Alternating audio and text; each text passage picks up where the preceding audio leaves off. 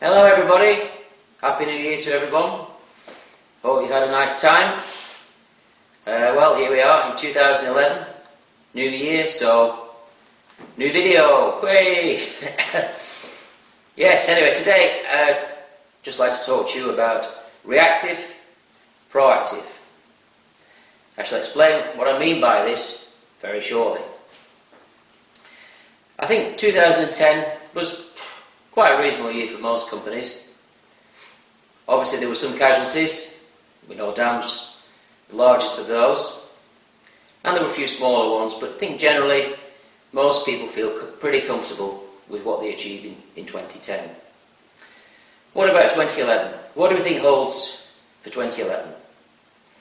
Personally, I see a bit of a slight downturn.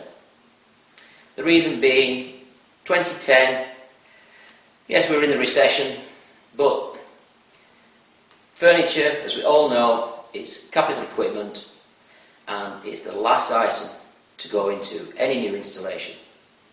So once the capital expenditure has been approved, everything has to be completed and then the furniture is installed.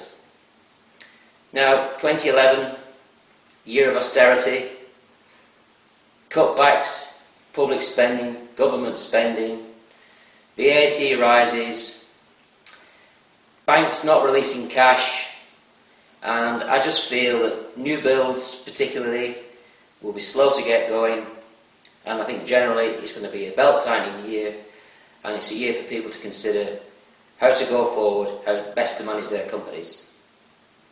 So, reactive, proactive, how does that work? Well, September last year, to give you two examples, Next, the big retailer, fashion, household goods, online, announced that they would be putting their prices up from 2011 because their suppliers in Pakistan were saying that cotton prices were increasing, therefore they would have to increase their prices accordingly. To me, that is a reactive attitude. In other words, they've accepted price increases are inevitable, and they've told their customers, you will be paying more for your goods. Conversely, we have John Lewis. John Lewis basically have this policy of saying, we will never knowingly be undersold, which means that if there is a like-for-like product available in their store, available from someone else, they will always price match. So you always know that you're never paying more than you need to for their products. To my mind, that is a proactive approach. In other words, they take charge. They're not saying to their customers, our suppliers are putting the prices up, therefore we have to. No, proactive, taking charge, determining their own destination, their own future with their company. And as it turned out, what happened at Christmas? Next, the retailer lost £22 million worth of potential sales. They claim this was because of the snow. What did John Lewis do?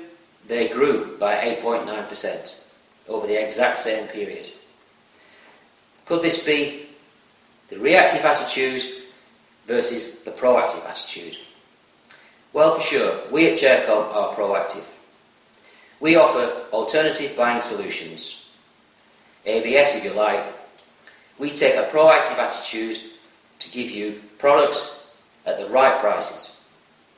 Do a little checking on your own business. Do you have the 80-20 rule applying, or is it 70-30?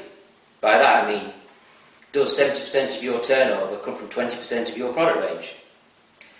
Probably somewhere close. And I'm almost sure that within that 20% are commodity products.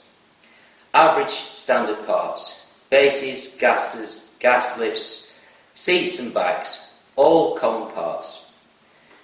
So this is where we can offer you the solution, the alternative buying solution. Offer you the right price, the right terms, the right conditions. I'll leave that thought with you. Are you reactive or proactive? Look forward to speaking to you soon. All the best.